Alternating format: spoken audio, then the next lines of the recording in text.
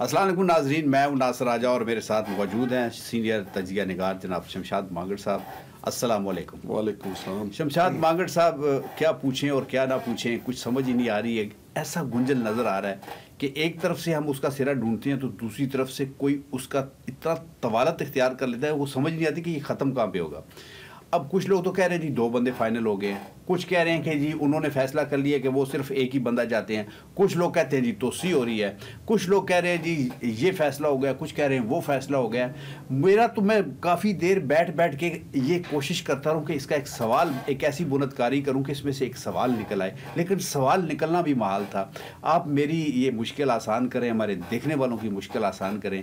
ये जो मैंने गड़बड़ सी बातें की हैं, इसमें से अगर कोई आपको जवाब आता है तो प्लीज़ कोई हमें बता दीजिए। बिस्मिल्लाहिर्रहमानिर्रहीम।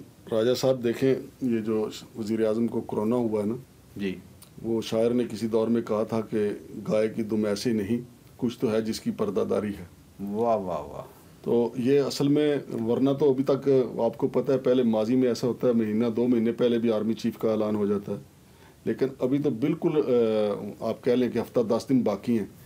और जो हमारी इतलात हैं उसमें ये बताया जा रहा है कि वैसे तो 2 नामों पे आपको पता है, हमने पहले भी कहा था कि यही 2 नाम होंगे, लेकिन अब एक तीसरी सूरत हाल भी पैदा हो सकती है।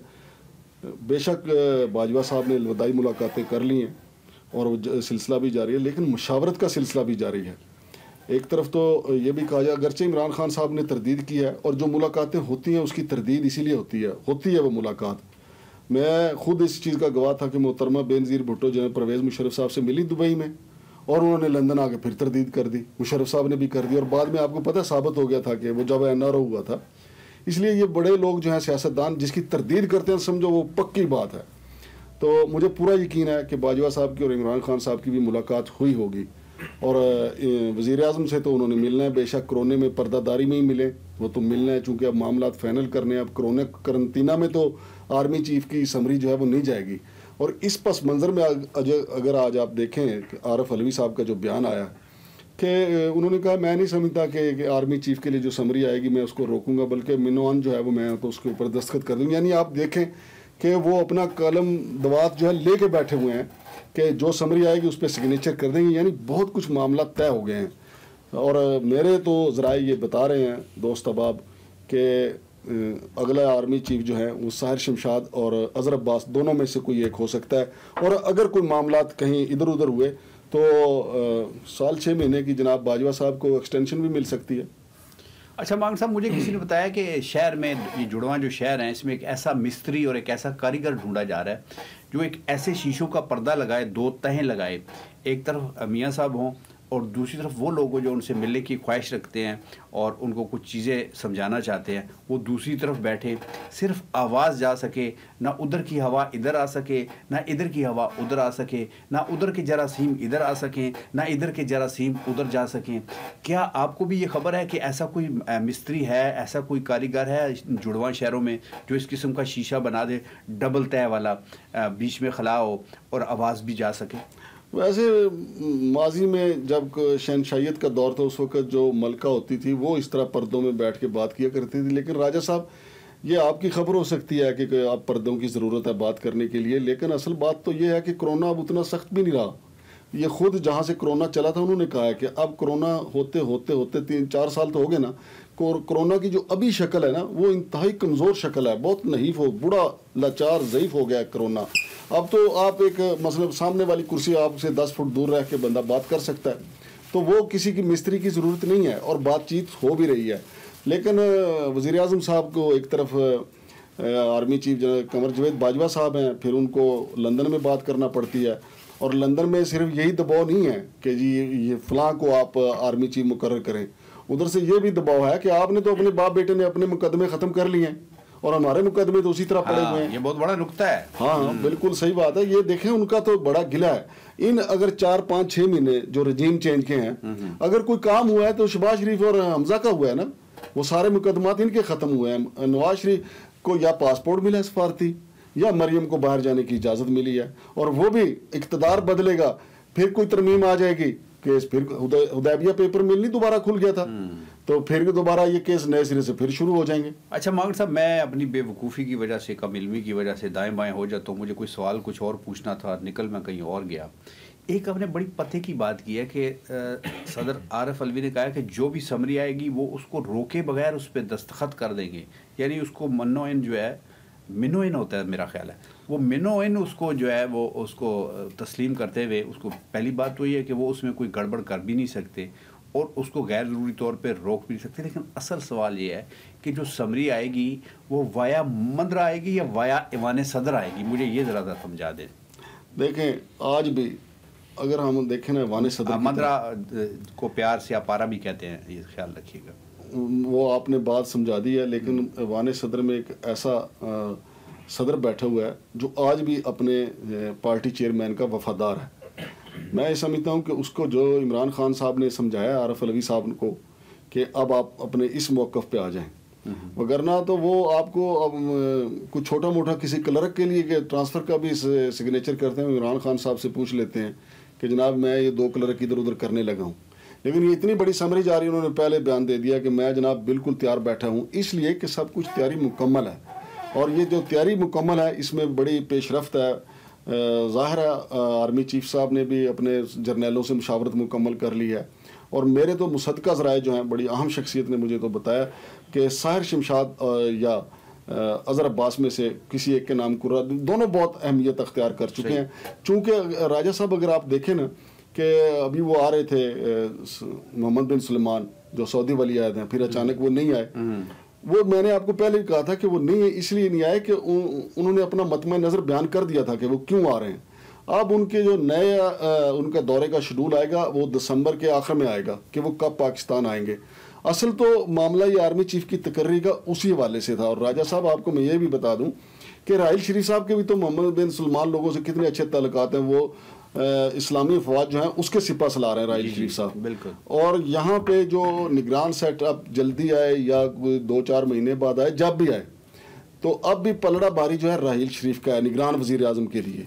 अच्छा, और उनके सारे मान लेंगे। वैसे तो एक जो आइन में है वो तो ये है कि आपका अपोजिशन लीडर और वजीर आज़म वो मिल के तय करते हैं, लेकिन अब एक तीसरी कुव्वत है जो इमरान खान की शक्ल में है, और वो हर बात पे किसी को मतनाज़ा बनाना हो, किसी को थम साइन देना हो, वो अपनी बात कर देते हैं और फिर उससे थोड़ी सी गड़बड़ हो जाती है। तो आप समझते हैं कि वो सबके लिए काबिल कबूल होंगे? मेरा ख्याल है कि जब वो गए थे वो बड़ी अच्छी शोहरत छोड़ के गए थे, काबिल कबूल भी होंगे। और दूसरा ये है राजा साहब, पावर अब भी वही है जहाँ पे थी, जहाँ पे जिनको हम मुख्तदर हल्के कहते हैं, जिनको हम मिलिट्री इस्टेब्लिशमेंट कहते हैं, पावर वहीं पे है। वो ये जो हमारे लीडरान हैं वो इनको इस तरीके से नवाजते हैं। मिसाल के तौर पे शहबाज शरीफ की जुर्रत है इनकार करें कि मैं ये जनाब मैं नहीं मानता, मैं ना मान के किधर जाएंगे। अभी आप देखें कि जरदारी साहब हैं, उन्होंने ज़रा एक धमकी लगाई है इनको शहबाज शरीफ साहब को कि जनाब हमारी वजह से आपकी हुकूमत है, लिहाजा हमारा जर्नैल का नाम भी इस लिस्ट में डाला जाए। आपको पता है ना, वो भी जनाब आमिर साहब को चाहते हैं कि वो आर्मी चीफ बेशक 5वें लिस्ट पे है, लेकिन आपकी ठीक है, वो ठीक है।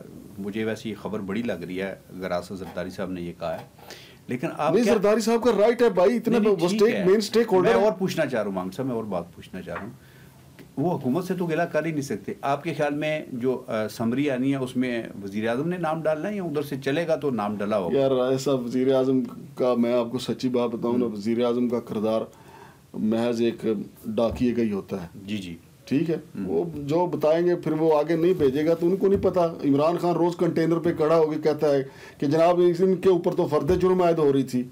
ये तो बंदा मजबूत किरदार का हामिल हो, जिस पे उंगली ना उठाई जाती हो। फिर ऐसे लोगों जिनके जो मजबूत किरदार के हों वो इक़्तिदार में आते भी नहीं है पाकिस्तान जैसे मुल्कों में। अच्छा मांगड़ साहब, मैं एक और सवाल बड़ा ख़तरनाक खौफनाक सा है, मैंने कई वीलॉग सुने हैं और कई बड़े बड़े जो तजिया निगार हैं उनकी ज़ुबान से भी सुना है, वो भी मैं आपसे वो पूछना चाहता हूँ। लेकिन मैं ये भी पूछना चाहता हूँ कि ये जो एक एक्ट लाया जा रहा था एक काबीना से मंजूरी के बाद, उसकी अभी जो है ना वो बाज़गश्त ख़त्म नहीं हुई। हालांकि वो हुकूमत ने उसका इनकार भी कर दिया है, लेकिन उसकी बाज़गश्त जारी है। मुझे थोड़ा सा वो समझाने की कोशिश करें, मेरे जो नाजरीन और सामाईन हैं उनको भी ये समझाने की कोशिश करें کہ کیا وہ والا ختم ہو گیا ہے یا ابھی وہ کہیں موجود ہے اور اس کو کسی وقت بھی بروئے کار لایا جا سکتا ہے؟ اور مجھے یہ بھی کسی نے بتایا ہے کہ جو شخصیت 27 کو ریٹائرڈ ہو رہی ہے، اگر اس سے پہلے یہ ایکٹ آ گیا تو شاید اس کو کچھ عرصے کا دے دیا جائے کہ آپ ابھی اپنا کام جاری رکھیں۔ راجہ صاحب مجھے ایک پہلی بات بتائیں کہ یہ کس طرح ایکٹ بنے گا؟ اگر زرداری صاحب راضی نہ ہوئے، اگر MQM راضی نہ ہوئی تو یہ ایکٹ کس طرح بنے گا؟ میں آپ کو ایک بات بتاتا ہوں راجہ صاحب، یہ جو مسلم لیگ نون ہے نا، اس کا پرابلم ہے جب بھی اقتدار میں ہوں گے نا، ایک خاص کیڑا ان کو تنگ کرتا ہے اس قسم کی حرکتیں کرنے۔ مثال کے طور پہ وہ جو ڈان لیکس والا معاملہ تھا، کوئی ضرورت تھی؟ مثلا ڈان لیکس کی ایک کمیٹی کا اجلاس ہوا، اس کے جو ہے انہوں نے جو نوٹس ہیں لیک کر دیے۔ پھر میں آپ کو اس سے ذرا ماضی میں چلے جائیں، 1999 میں آپ کو پتہ ہے کہ سب سے بڑی جب چارج شیٹ بنی تھی نواز شریف کے خلاف، تو اس میں ایک الزام یہ تھا کہ موصوف جو ہے انہوں نے لا منسٹری کو کہا تھا کہ وہ قانون بناؤ جس سے میں امیر المومنین بن جاؤں۔ یہ اس قسم کی نا وارداتیں کرتے اور پکڑے جاتے ہیں۔ اچھا مجھے سمجھ نہیں آتی کہ ان کو پتہ بھی ہوتا ہے کہ بھائی جان جو آپ کے لوگ ساتھ کام کر رہے ہیں وہ کسی اور کے لیے بھی کام کر رہے ہیں۔ اب مجھے یہ بتائیں، انہوں نے یہ جو آرمی ایکٹ میں ترمیم کے لیے مسودہ تیار کروایا، تو ان کا کیا خیال ہے کہ کسی اور ادارے کی وہاں پہنچ نہیں ہے لا منسٹری میں؟ کیا وہاں پہ سب کے سب جو ہیں وہ ان کے ہی منظور نظر لوگ بیٹھے ہوئے ہیں؟ ایسا نہیں ہے۔ ابھی تو وہ مکمل نہیں ہوا تھا تو اسی رات وہ بریک ہوگی خبر، تو پھر صبح اٹھ کے حکومت آپ دیکھیں نا معافیا مانگ رہی تھی کہ جی نہیں وہ تو ایک ہم نے تجویز کیا تھا، اور اگر اس کو بنایا بھی گیا تو آئندہ الیکشن کے بعد ہم دیکھیں گے۔ تو یہ پکڑے جاتے ہیں، وہ واردات تھی ایک۔ اچھا مانگر صاحب، میں جو ایک آپ سے آج کے اس شو کا، آج کے اس ویلاگ کا ایک آخری سوال کرنا چاہ رہا ہوں۔ دیکھیں، عمران خان نے خود اپنی زبانی بھی کئی مرتبہ کہا کہ میرے پہ دوبارہ قاتلانہ حملہ ہو سکتا ہے، اور بہت سارے جو ماہرین ہیں انہوں نے بھی کہا کہ ان پہ قاتلانہ حملہ ہو سکتا ہے، اور یہ بھی کہا جا رہا ہے کہ اب جو قاتلانہ حملہ ہوگا اس میں غلطی کی گنجائش نہیں رکھی جائے گی۔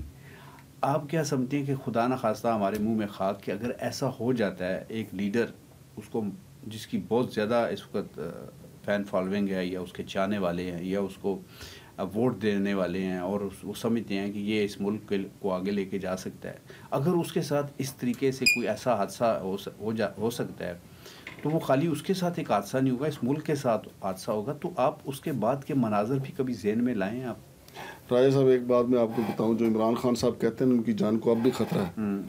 اب دیکھیں، جو ملک دشمن عناصر ہیں، جو پاکستان مخالف لوگ ہیں، اس میں سب سے بڑھ کے انڈیا ہے، پھر اسرائیل ہے، اور کہیں کے نام ہم یہاں پہ گنوا سکتے ہیں، انڈیا اور اسرائیل تو آپس میں یہ ان کا تو گٹھ جوڑ ہے۔ اب دیکھیں جو عمران خان صاحب پہ جو قاتلانہ حملہ ہوا، اس کے بعد کے جو ہم نے مناظر دیکھے، تو میں یہ سمجھتا ہوں کہ ان کی ایجنسیوں نے، ان کے ہینڈلرز نے اپنے اپنے ملک میں بیٹھ کے یہ پروگرام لازمی بنایا ہوگا کہ اب جو ہے وہ لوہا گرم ہے، چوٹ لگانے سے کام ہو سکتا ہے، کیونکہ عمران کے اوپر جو قاتلانہ حملہ ہوا اس کے بعد عوام کا شدید رد عمل تھا۔ خدا نہ خواستہ عمران کو راستے سے ہٹانے کی حتمی پلاننگ ہو جاتی ہے اور وہ کامیاب بھی ہو جاتی ہے، تو ہمارے قانون نافذ کرنے والے اداروں کو، قومی سلامتی کے اداروں کو یہ سوچ لینا چاہیے کہ اب یہ بے نظیر والا معاملہ نہیں ہوگا کہ اس کے پیچھے ایک زرداری بیٹھا ہے جو صبح ہی اٹھ کے جناب سودا کرے گا پاکستان کھپے۔ اب ادھر تو کوئی لیڈر نہیں ایسا، نہ بشرا بی بی کی بات پہ کوئی کہے گا پاکستان کھپے تو زندہ باد، نہ شاہ محمود قریشی کی بات پہ کوئی یقین کرے گا۔ لہٰذا میں یہ سمجھتا ہوں راجہ صاحب، اگر آپ اور میں یہاں بیٹھ کے فیل کرتے ہیں تو قومی سلامتی کے اداروں کو بھی پتہ ہے کہ عمران خان کی جان کے پیچھے راہ بھی ہو سکتی ہے، موساد بھی ہو سکتی ہے، تو یہ سارے مل کے نقصان پہنچائیں گے تاکہ عوام جو ہے وہ اپنے ہی اداروں پہ چڑھ دوڑے۔ اوکے، آپ نے اس کو اچھا سم اپ کیا، لیکن میں یہ کہتا ہوں، میں یہ سمجھتا ہوں کہ اگر آپ کو چاہیے، ہم سب کو چاہیے کہ اس چیز سے بچنے کے لیے جو نقشہ انہوں نے کھینچا ہے مانگر صاحب نے، ہم سب کو، ہماری قوتوں کو، ہمارے اداروں کو خود عمران خان کی حفاظت کرنی چاہیے۔ ویسے تو اللہ کی ذات ہے جو حفاظت کرنے والی ہے، اور انشاءاللہ تعالیٰ وہ حفاظت بھی کرے گی، لیکن ہم سب کو مل کے ایسی چیزوں سے بچانا چاہیے جو خدا نہ خواستہ کسی کی جان جا سکتی ہے۔ اور ایک اور بات آپ یہ دیکھ لیجئے گا کہ جس کسی کی بھی بے گناہ جان گئی ہے، اسے مارا گیا ہے، قتل کیا گیا ہے، شہید کیا گیا ہے، اس کا لہو پکار کے بدلہ لے گا، اور سب کو پتہ چل جائے گا کہ کس نے کس کو مارا ہے۔ اب وہ وقت نہیں ہے کہ آپ لیاقت علی خان کی میت کو رکھ کے بیٹھے ہیں اور سوچ رہے ہیں کہ اس کو کس نے مارا ہے، اور اگر پتہ بھی چل گیا تو سامنے بات گئی۔ اپنا خیال رکھیے گا، ہمارا چینل سبسکرائب کیجیے گا، لائک کیجیے گا، شیئر کیجیے گا۔ پاکستان زندہ باد۔